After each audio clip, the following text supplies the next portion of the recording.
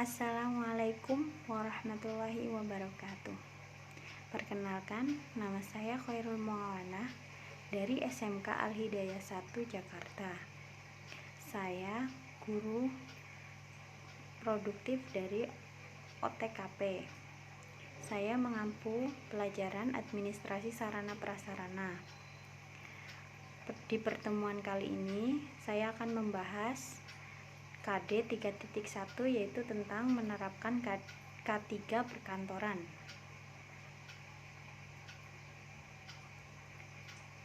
Yang pertama yaitu pengertian keselamatan dan kesehatan kerja perkantoran. Apa itu keselamatan dan kesehatan kerja? Yaitu suatu pemikiran dan upaya untuk menjamin keutuhan dan kesempurnaan jasmani maupun rohani tenaga kerja khususnya dan manusia pada umumnya, serta hasil kerja, karya dan budaya menuju masyarakat adil dan makmur. Kenapa ada K3 di perkantoran? Yaitu untuk menjamin kenyamanan dan keselamatan karyawannya, karena itu sangat penting bagi karyawan untuk mendapatkan kenyamanan pada suatu kantornya. Kemudian yang kedua, ada ruang lingkup keselamatan dan kesehatan kerja K3 perkantoran. Yang pertama, melakukan pencegahan dan pengobatan akibat keracunan yang timbul dari kerja. Di sini biasanya namanya perusahaan itu harus ada seperti UKS kalau di sekolah kita. Kalau di sana disebutnya poli kesehatan untuk karyawannya. Yang kedua, ada diadakan penyesuaian antara kemampuan dengan pekerjaannya, yaitu karyawan harus diberikan pekerjaan yang sesuai, biasanya dari lulusannya atau dari memang kemampuannya, dari basic dulu pekerja apa. Yang ketiga, melakukan rehabilitasi bagi para karyawan atau pekerja yang cedera atau sakit akibat pekerjaannya. Bagi karyawan yang memang sakit karena kecapean atau lelah dalam bekerjanya, diberikan cuti untuk sementara beristirahat. Setelah sehat untuk bekerja lagi. Yang keempat, dilakukan pemeliharaan terhadap lingkungan kerja supaya sehat dan nyaman. Maka di suatu kantor biasanya terdapat OB untuk membersihkan ruangan pekerjaannya. Selanjutnya, fungsi K3 perkantoran yang ketiga, yaitu yang pertama ada fungsi keselamatan kerja. Nomor 1, menerapkan dan menginformasikan rekan lainnya dalam hal pengendalian bahaya dan program pengendalian bahaya kerja. Biasanya di kantor-kantor itu sudah terdapat yang namanya tombol alarm kebakaran. Itu salah satu contohnya untuk mengendalikan bahaya kerja ini, keselamatan karyawannya. Yang kedua, mengukur serta memeriksa kembali efektivitas pengendalian bahaya dan program pengendalian bahaya kerja. Ini di sini alat tadi kayak yang alarm kebakaran tadi bisa untuk diperiksa efektivitasnya, kegunaannya masih berguna atau tidak, masih bagus atau tidak.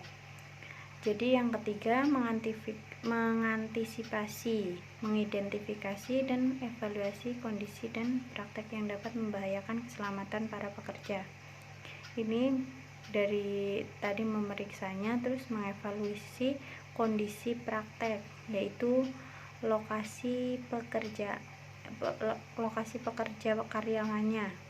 Jadi kayak ruangannya, udaranya sesuai atau tidak, kemudian kebersihannya untuk kenyamanan karyawannya. Yang keempat, membuat desain pengendalian bahaya, metode, prosedur dalam kerja perkantoran.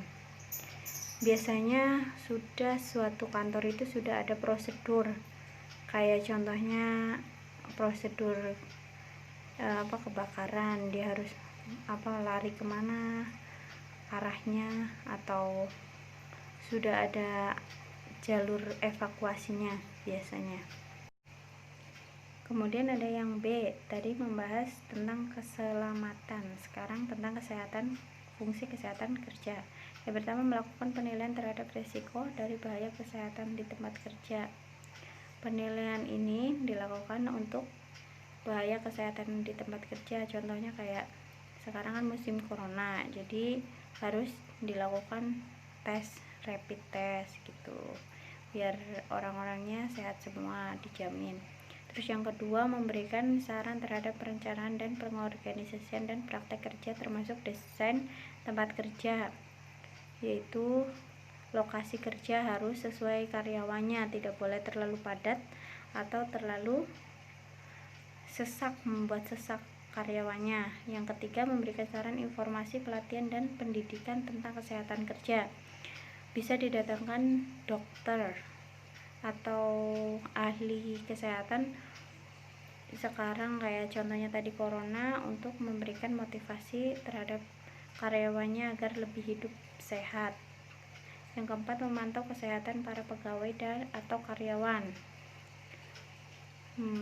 Tadi kan sudah diberikan motivasi, kemudian bisa dilakukan setiap bulan atau per minggu untuk mengecek kesehatan karyawannya. Yang kelima, terlibat dalam proses rehabilitasi pegawai atau karyawan yang mengalami sakit dan kecelakaan kerja. Jadi sebagai atasan, karyawan bisa merehabilitasi prosesnya, rehabilitasi pegawai ini. Jadi kayak kita bisa menjenguknya yang sakit agar cepat sembuh. Terus yang keenam, mengelola P3K dan tindakan darurat.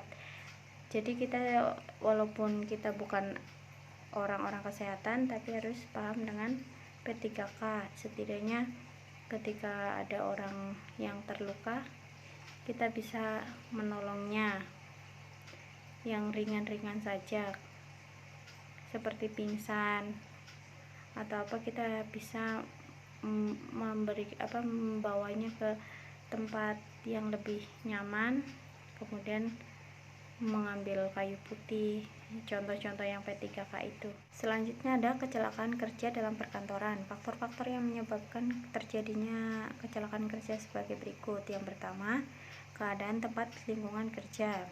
Keadaan lingkungan tempat kerja ini harus nyaman, tidak boleh ruangannya terlalu padat orang karyawan, jadi membuat sesak nafas. Atau pembuangan sampah harus ada sesuai di tempat sampah. Terus yang kedua, pengaturan udara. Pengaturan udara ini yaitu pengaturan suhu AC biasanya ya di ruangan, itu harus sesuai, tidak boleh terlalu dingin dan terlalu panas. Yang ketiga, pengaturan penerangan. Ini merupakan lampunya disesuaikan dengan lebar atau kecilnya ruangan, jadi sesuai, tidak gelap, tidak terlalu terang. Yang keempat, pemakaian peralatan kerja. Di sini adalah alat pekerjaan. Contohnya kalian di ruang kantor, kalian kan administrasi perkantoran, yaitu ada mesin fotokopinya dalam keadaan baik, printernya. Terus yang kelima, kondisi fisik dan mental pegawai. Jadi kondisi fisiknya yaitu harus keadaan sehat, apalagi sekarang kayak musim corona kayak gini, jadi harus tes rapid test atau swab itu harus dilakukan biar kondisi fisiknya sehat. Terus mental pegawai, jangan selalu diberikan pekerjaan yang berat hingga mereka berasa emosional. Selanjutnya ada kerugian kecelakaan kerja perkantoran. Di sini nilai kerugian itu ada dua macam, yaitu nilai kerugian yang dapat dihitung secara langsung dan tidak langsung. Di sini yang secara langsung antara lain tunjangan khusus untuk penderita, premi asuransi kecelakaan, nilai produksi yang hilang akibat terhentinya proses kerja, sedangkan nilai kerugian tidak langsung antara lain yaitu waktu dan biaya yang diperlukan untuk melatih pekerja baru, nilai keterampilan yang berkurang atau bahkan hilang, pengawas dan administrasi. Jadi di sini ya tunjangan secara dihitung secara lain itu tunjangan khusus kayak BPJS, asuransi begitu. Selanjutnya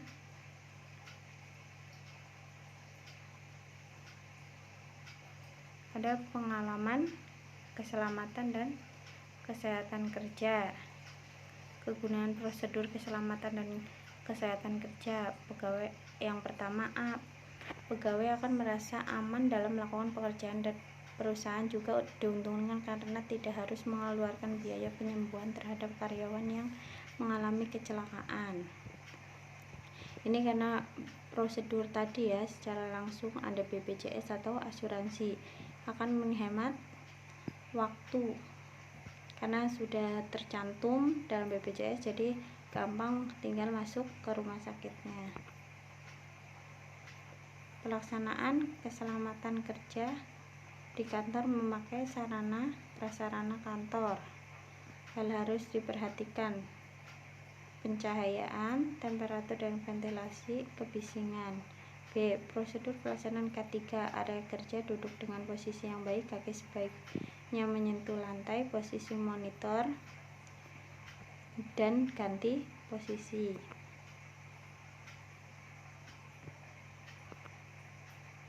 Prosedur bekerja dengan aman dan tertib di perkantoran yaitu sebagai berikut. Setiap pegawai atau karyawan wajib melaksanakan semua tugas dan kewajiban yang diberikan kepadanya oleh perusahaan. Setiap pegawai atau karyawan wajib hadir dan pulang tepat pada waktu yang telah ditetapkan. Setiap pegawai atau karyawan wajib mengikuti dan memenuhi seluruh petunjuk atau instruksi yang telah diberikan oleh atasan atau yang berwenang memberikan instruksi tersebut.